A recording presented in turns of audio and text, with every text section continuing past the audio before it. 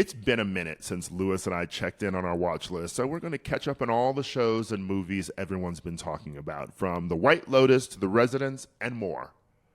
But before you get too excited, no, girl, I do not want Severance. I know.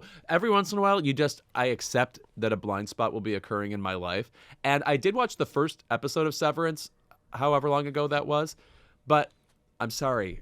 I trust vibes. And something about that vibe, I had to walk the other way. You know, two roads diverged. I do not want to watch An Office. I'm sorry. I love The Office itself, but I also was recently talking to a friend about sitcoms that I rewatch, from 30 Rock to Arrested Development, etc. I have no desire to rewatch The Office. Well, we're also, in my opinion, still living in The Office. Like, half of the comedy people want is awkward silences and looks to camera, which tells them to laugh so they feel comfortable. Not my vibe. Can't do that. And I'm sorry I've said the word vibe 30 times now. But The Residence, which is the new whodunit, Shondaland whodunit, takes place in the White House. As I mentioned, Kylie Minogue is a big part of it because she's performing at the White House when this murder occurs. It stars Uzo Aduba as a detective, and it's a comedy. I mean, it's meant to be a somewhat broad detective series. And yet, my problem with this show is Uzo Aduba's performance is too subdued, and the supporting characters' performances are too high octane. I wish, the star of this series, who plays the detective, had the Ken Marino energy, and I wish the character he played had Uzo Aduba energy. Yes, I have been enjoying The Residence as well. Obviously, we love a whodunit. Yeah. But this show is sort of swinging back and forth in tones to me in a really weird way. I get so invested in the mystery, and then we keep cutting to the future where they're doing a congressional hearing about what happened at the White House, and I really don't care. I will say that Eliza Coupe from Happy Endings is so funny, and I believe that's Al Franken. Yes. Who's also in it. But those scenes just feel like we're recapping things that we just watched, which feels very Netflix, making You are TV correct. for people to watch while you're doing the laundry. And also, by the way, these scenes, which they're recapping the mystery, will also then tell you what happens in the next scene. Like, a character at this congressional hearing will be like, well, of course, then that's not what happened. And then you go to a scene where what they just described occurs. It's very telling the audience what to think and what to look out for. I don't know. It's like, I guess I appreciate it at a certain level that we're reaching out to people who are on their phones the entire time they're on TV. Like, we want to keep the medium viable, and I'm sure there's just something realistic about playing with people who are playing to people with limited attention spans. That said, for everybody else watching, it makes it a slog and makes it kind of a preschool experience. But Eliza Coupe, I felt I'm happy to see her in a comic role again. For some reason, Happy Endings did not propel her to hundreds of memorable roles. I thought she was maybe the best actress on that show. But here, yeah, she seems to be doing a lot of screaming at people in this hearing about what's happening, and I don't know that the punchlines are landing a lot.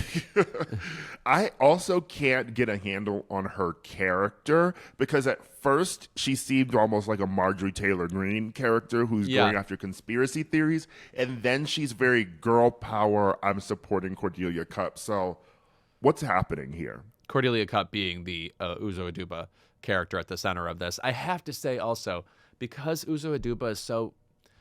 I think she's going for droll, but at the same time, like, she plays it so straight that almost the punchlines don't even hit. Like, it needs like a comic beat there to really land. You kind of can't help but wonder, like, where was like a Melissa McCarthy, or, you know who would have been great? Octavia Spencer. You know, because she can take a boring line and put a spin on it where you're laughing still. Yeah, unfortunately, Cordelia Cup is sort of annoying. As well. She's supposed to be very heady and obviously the best at her job, and she just sort of comes off as not fun in a detective way. I'm not saying that she needs to be self-deprecating, but she dresses a bit like schlubby, like she's Columbo, and yet she doesn't have that Columbo self-deprecating humor. There's moments where makes jokes where she says, oh, there's a lot of dudes here. So obviously she's commenting on, misogyny and the fact that there aren't other women in the White House or investigating this case, whatever. But then, I don't know, there's a moment in episode 1 or 2 where she says, well, of course, I'm Cordelia Cupp. And it just seems that cockiness that comes into the character doesn't really fit this weird bird watcher character we're being introduced to.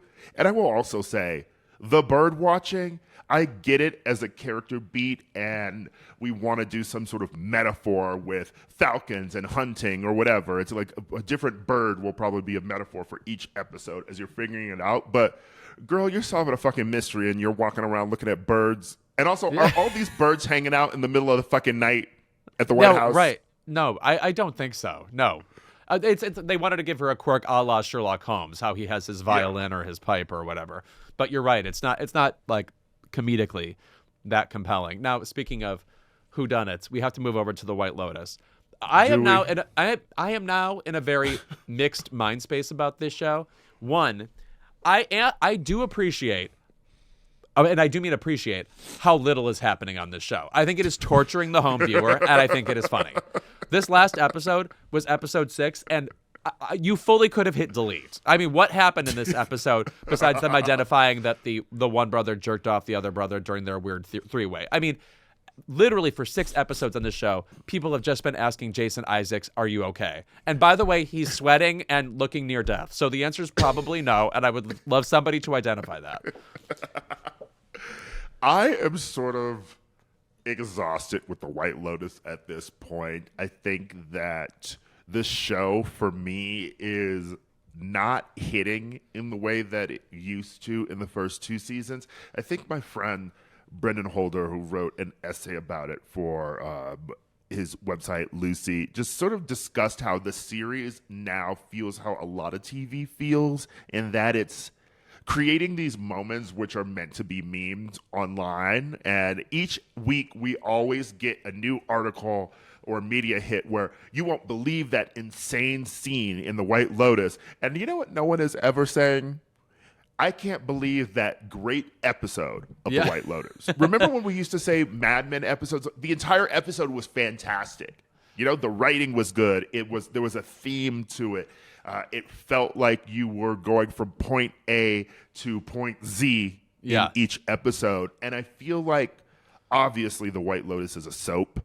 And so you're jumping into different stories each episode, and they're all supposed to be building to some sort of tension. But it really just feels listless this season. And there is one crazy scene, and then nothing else. Even the jerking off incest scene, which I guess worked because it's the most watched episode of The White Lotus ever. But even that scene was sort of just a holdover from the previous scene where the previous episode where we saw that they were having this threesome together, and we just see the flashes of the jerking off, and I don't know, it just feels very salacious in a way to get people talking about it, but I also just don't care about these characters. I don't care about the brothers. I don't really care about the sister. I don't care about Jason Isaacs, who's been holding this gun for 3 fucking episodes. It's like I'm watching Passions at this point because nothing like has that. changed. It literally is like that. It's like a soap in that you get like 1/9 of a needle move every episode. I also want to say, like, unlike previous seasons of The White Lotus, obviously the stars on this, I'm glad to see them all involved. I can't say that there is still a standout performance. It feels like none of what's happening here feels like Emmy winning to me. And in the previous seasons, 5 or 6 different people would be given moments that were not just salacious but interesting and gave them reasons to reveal parts of their character we wouldn't have otherwise guessed. Like, we have nothing that is up to the Megan Fahey level. We have nothing that is up to even like Simona Tabasco on last season was amazing, let alone Jennifer Coolidge. But, like, for instance, Parker Posey keeps being memed on this show. Obviously, she is a legendary actress. I talk about Party Girl like it is the 3rd Bible book. She is fabulous and legendary. Is she doing anything on this show that literally Chelsea Handler couldn't do? No, I think that Parker Posey is giving you there's a lot of monologues and a lot of jokes about wealth and privilege that sort of are turned on their head at the end, but also Parker Posey seems like she wants to be an interesting character who's stuck in a storyline that I don't really care about. I would maybe like it more if she were losing her company or something. Yeah. But as it is, she's wandering around, wondering where her lorazepam is, and it just seems like it's Instagram memes at this point. There is no standout performance for me this season, and there's also no sense of it being an ensemble. I feel like the boat party where they were all just there for no reason just felt very thrown together, and it didn't intersect in an interesting way that the other two seasons did. Even Belinda sort of trying to figure out what's going on with Tanya's ex-husband, that seems so far removed from everything else that's happening. And I feel like we know it's all going to converge with a shootout, but it's sort of, who cares? Also, I find it very hard to believe that old man went back to a White Lotus. It does seem a bit unusual for him, the brutalist killer of the season 2. By the way, I think you just touched on something that actually has something in common with The Residents. There's a staticness about the way that they're filmed that makes it feel like it was filmed during COVID. And which is crazy because the other 2 White Lotus seasons probably were, and then this one isn't. But like, you're right, the ensembles aren't mixing in a way. Like, the camera isn't moving, interestingly, through all of their worlds and connecting them, and I feel like we got way more of that in previous seasons. Also, we just got funnier characters in previous seasons of the White Lotus too. But it's just not funny. Yeah, I miss the Italian girls. I also miss Murray Bartlett and our Italian diva who was running the hotel last season. Sabrina Impacciatore. Yes. Uh-huh. Yes. They're also we were missing that element of someone who works at the hotel too, who's up to no good. I think that there's nothing tying everything together. No. And I think, by the way, something that should tie it all together is cuntiness, which is what you're describing from the last season. Keep It is brought to you by Beam. Louis, when has sleep negatively affected your life? I have a problem with the entire gay community. And what it is they like to stay up late, very late. I was up till 8 a.m. over the weekend I can't get into it here, but I can't recover from that. People sometimes just go days and days, like at festivals and stuff, not sleeping. And if I don't even get 7 or 8 hours of sleep, I am an actual gorgon, snakes climbing out of my mouth and hair. Well, that's why I'm so excited to talk to you about Beam's Dream Powder. It's a science-backed, healthy, hot cocoa for sleep. I love this stuff. I've had it most nights, and it's so soothing, and also just the perfect snack before you brush your teeth and slide off into your mattress. This bedtime essential is so decadent and available in delicious flavors like sea salt caramel, brownie batter, vanilla chai, and the Beam Dream Powder original flavor, cinnamon cocoa. Each serving is only 15 calories and 0 grams of sugar. We can say this with confidence. Better sleep has never tasted better. Other sleep aids can cause next-day grogginess, but Dream contains a powerful all-natural blend of reishi, magnesium, L-theanine, apigenin, and melatonin to help you fall asleep, stay asleep, and wake up refreshed. Beam Dream is easy to add to your nighttime routine. Just mix Dream into hot water or milk, froth, and then enjoy before bed. I like to mix Dream into my playlist. He loves me, he loves you not. If you want to try Beam's best-selling Dream Powder, get up to 40% off for a limited time when you go to shopbeam.com/keepit and use code KEEPIT at checkout. That's shopbeam.com/keepit and use code KEEPIT for up to 40% off. This podcast is sponsored by Squarespace. Squarespace gives you everything you need to offer services and get paid, all in one place. From consultations to events and experiences, showcase your offerings with a customizable website designed to attract clients and grow your business. And I know a thing or two about websites that grow my business. Visit iramadison.com. Moving on. Get paid on time with professional on-brand invoices and online payments, plus streamline your workflow with built-in appointment scheduling and email marketing tools. Even if you're not a graphic designer, with Squarespace's collection of cutting-edge design tools, anyone can build a bespoke online presence that perfectly fits their brand or business. Start with Blueprint AI, Squarespace's AI-enhanced website builder, to get a fully custom website in just a few steps, using basic information about your industry, goals, and personality to generate premium quality content and personalized design recommendations. Not quite sure what your vision is? Squarespace offers a complete library of professionally designed and award-winning website templates with options for every use and category. And I do not know HTML, girl, so I definitely have to use those templates. Squarespace also makes it easy to showcase your expertise and engage clients with video content on your website. You can just upload and organize your videos, create stunning video libraries, and even monetize your content by adding a paywall, which is perfect for online courses, exclusive tutorials, and premium workshops. And once you've crafted your website, get discovered fast with integrated Squarespace SEO tools. Every website is optimized to be indexed with meta descriptions, an auto-generated sitemap, and more. So you show up more often on search engines and bring in more of your ideal customers. You know who I bet could set up a website?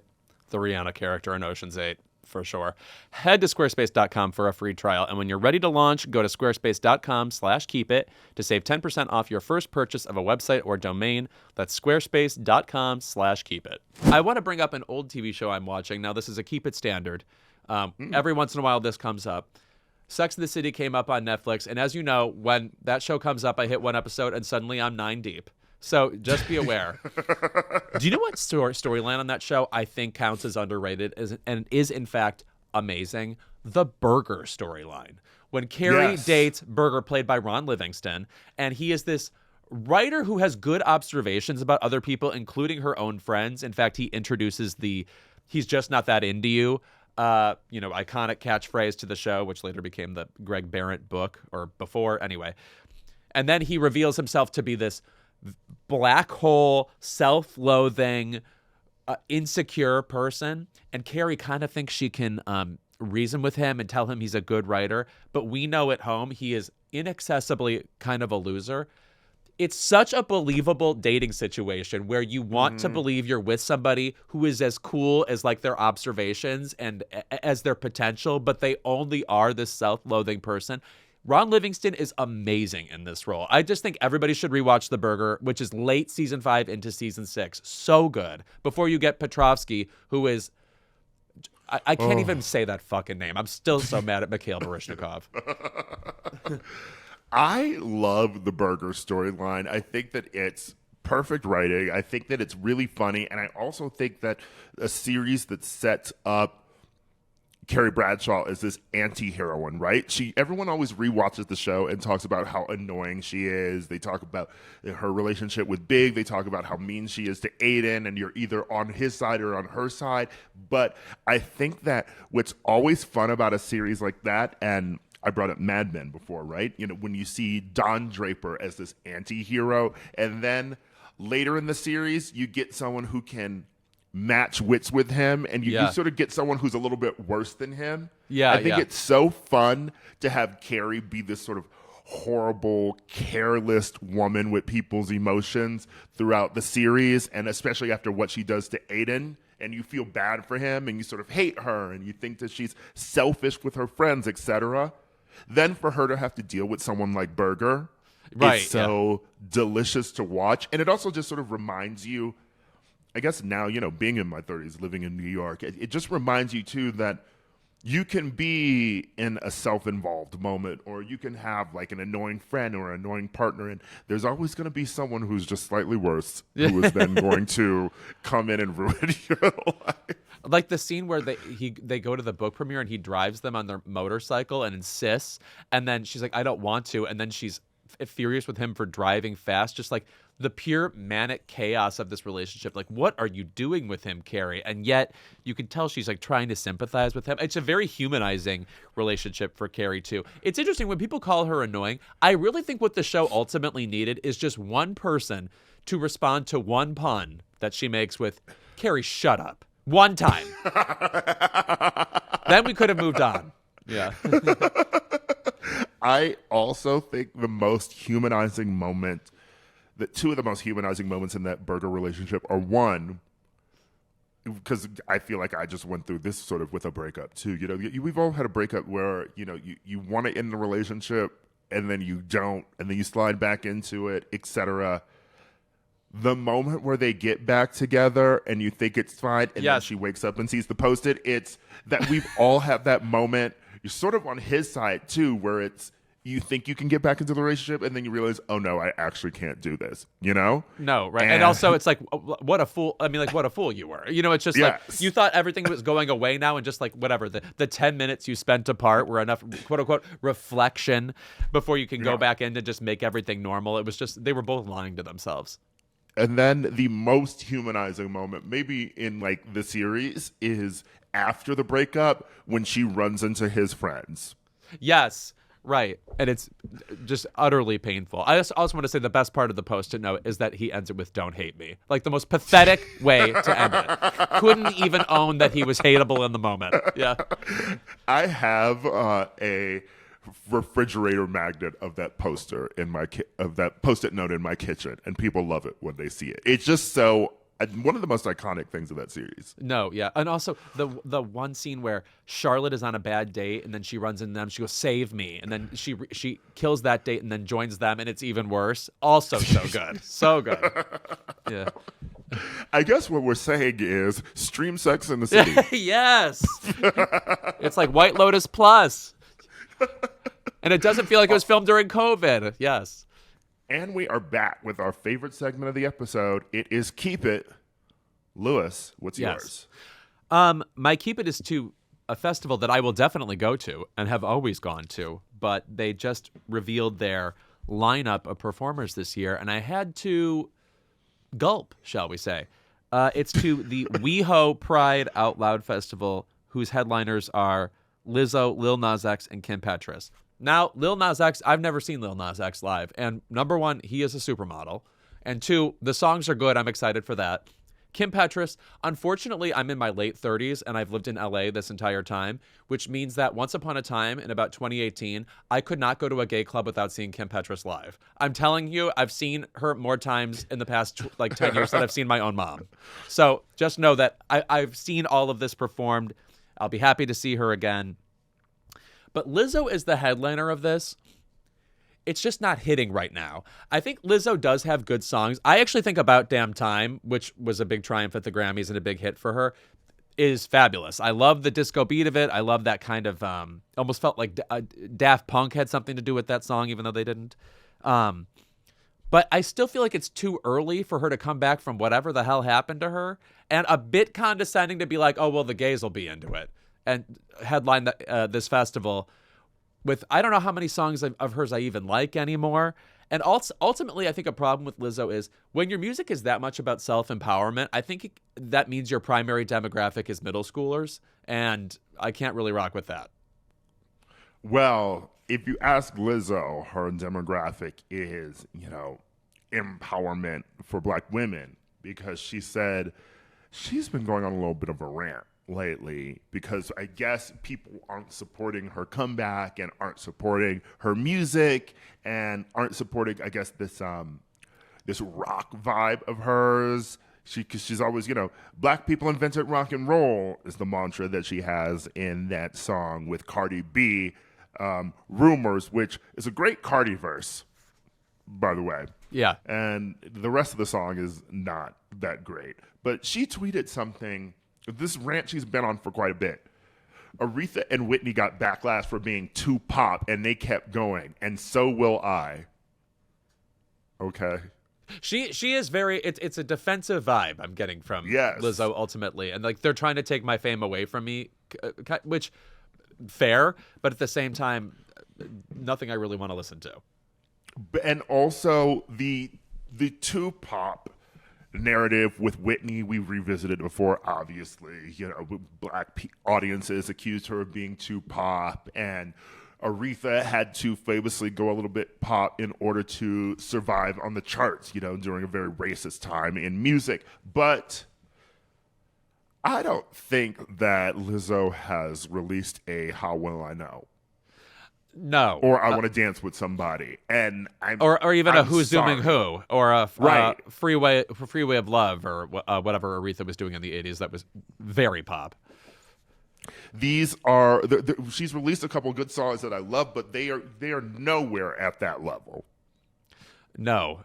I mean, the gall of putting yourself in the same breath as that. I mean, like, she's a successful artist and cool. Like, I think the flute thing is cool. She's original. I don't feel like I actually have to give credit to Stradio Lab for coining the term Lizzo's past. Do you know what this is? No. Girl, it is so funny.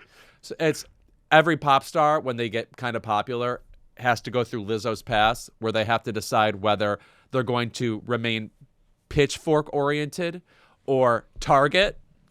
And Chappell Roan right now is at that juncture where she has to decide if she's going to stay cool or, do the Cole's back to school music.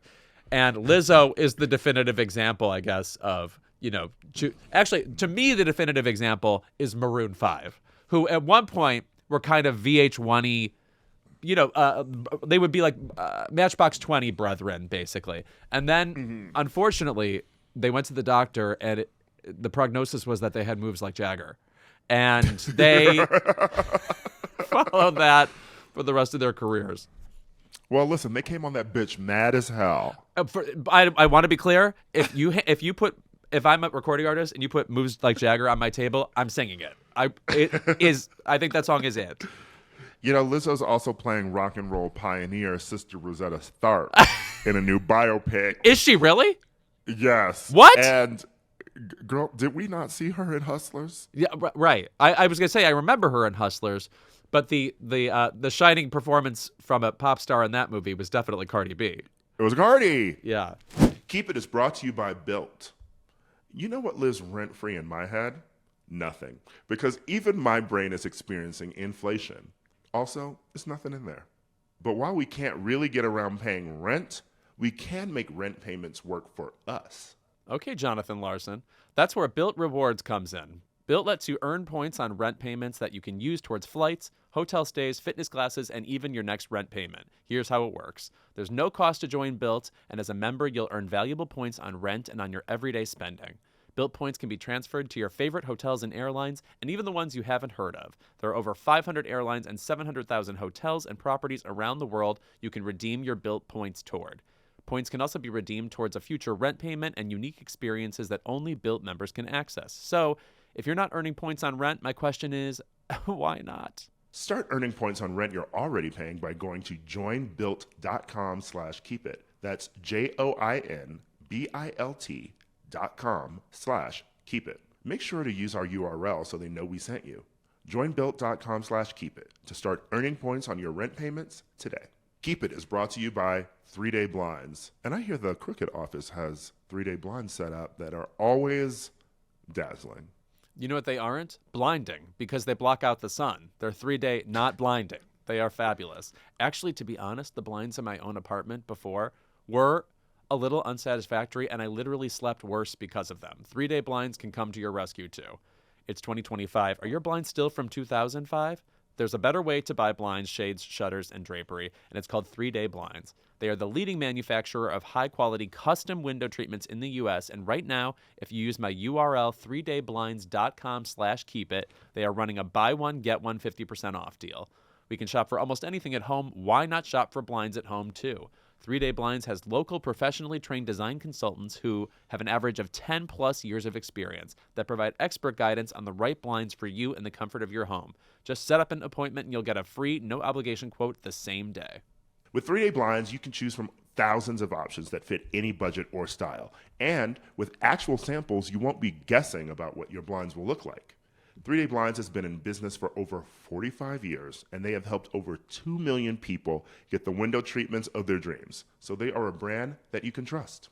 And as I stated, I am now sleeping better because of 3-Day Blinds. As in, my quality of life is improving. I don't know what else I can say about 3-Day Blinds that would make you buy them. My life is better now. Right now, get quality window treatments that fit your budget with 3-day blinds. Head to 3dayblinds.com/keepit for their buy one, get one 50% off deal on custom blinds, shades, shutters, and drapery. For a free, no charge, no obligation consultation, just head to 3dayblinds.com/keepit. One last time, that's buy one, get one 50% off when you head to the number 3dayblinds.com/keepit.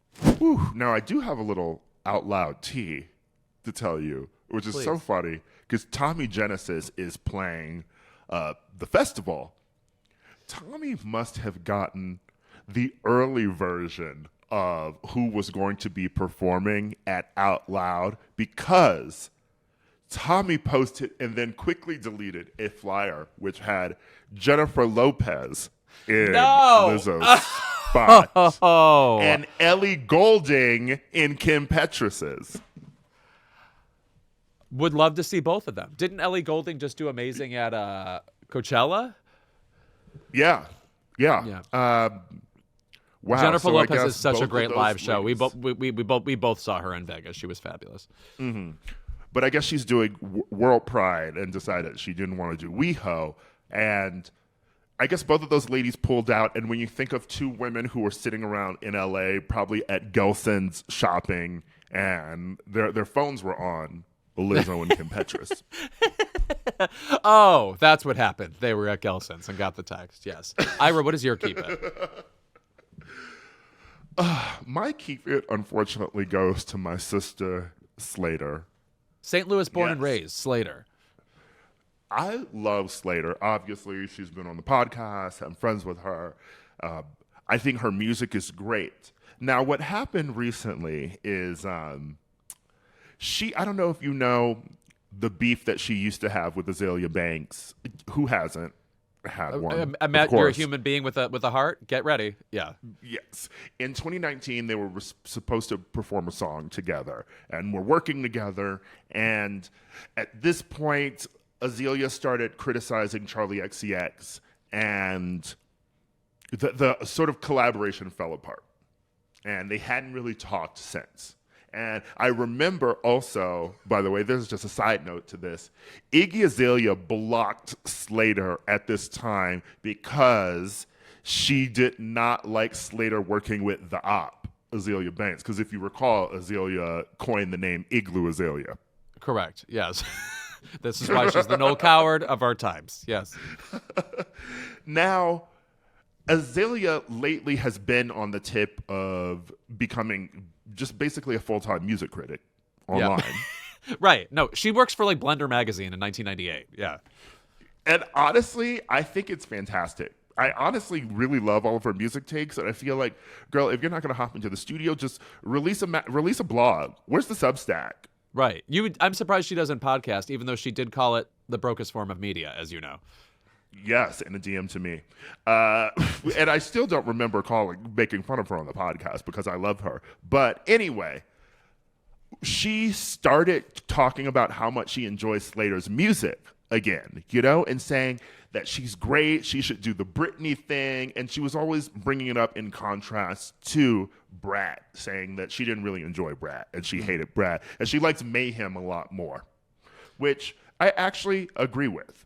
To be honest, I think I like the Brat remix. I think Brat has grown on me, and the remix album has grown on me, whereas Mayhem is drifting a little for me. So anyway, well, they started talking about how they were going to collab again, and so she said she was complimenting Slayyyter's music, and Slayyyter quote tweeted it with, "Can I get you on a song?"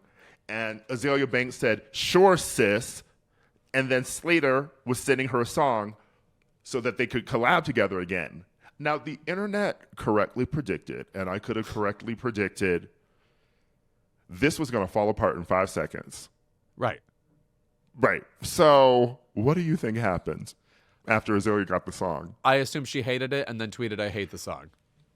I don't like the new sound, sis. It's like Walmart version of Eastern Bloc Strands. The gays won't like it. Very bootleg YR2. Do the Britney thing. You're excellent at it. Realizing now that Charles's intention wasn't to sabotage me, she calls Charlie XCX Charles. It was to sabotage you and keep you from becoming bigger competition for her, which you would have been had you did what you said you were going to do. She played you out of your spot by gossiping about me to you and then left you off Brat. Your music is still better than Brat. I'd scrap the dollar store Brooke Candy antics and get a nose job and eat these white girls up if I were you. You might fuck around and get cast in the Britney biopic. But I didn't like those 2 songs, and switching your sound is exactly what Charlie wants you to do. Get a pretty Euro-looking nose job done and show these hoes how to do it. Best of luck. I love how she sounds like a record producer in the 70s. Just like, baby, you got to do something with your nose. You need a new last name. Yeah. Her name's like Johnny Viva, and she wears sunglasses. And yeah. I feel so bad for my sis, but I'm like, we saw this coming. No, famously on the show, I call her Rumpelstiltskin. She does one good thing. 10 minutes later, look out. Here comes the witch's curse. Here comes the monkey's paw. Yeah. I will say, though, I like the Britney sound for Slayyyter, though. She does rock. I love her as a performer. I saw her perform in Palm Springs. Is that song called "I Love Hollywood"? Yeah. Great music. Yeah, and also normalish person. I ran into her at a party and just talked to her for 20 minutes. Yeah, she likes talking about fucking furniture. Like, she's just cool. She does not want to be she does not want to go the Chapel Roan route. Okay, she does not want to be unable to shop at Target. Right, which is, I guess, the theme of this episode. Speaking of Palm Springs, by the way, Tate McRae is performing in Palm Springs during Palm Springs Pride. Help me, so God. You should go and check her out. Well, I'll be there. Who knows if I'll be upright, picking my burial plot, because where the fuck else am I going to end up with on this earth? Okay, that's our episode. Hope you enjoyed everything we talked about, which was, deeply immense. And we will see you next week, or rather, I will see you next week, because Lewis is off next week, and I will be joined once again by the ever funny Jay Jordan. I'm actually insulted by how funny he is, and I hope to still have a job when I get back. Thank you. Yeah, I'm sure we'll be throwing around Lewis's favorite word next week, which is 2 black people on air.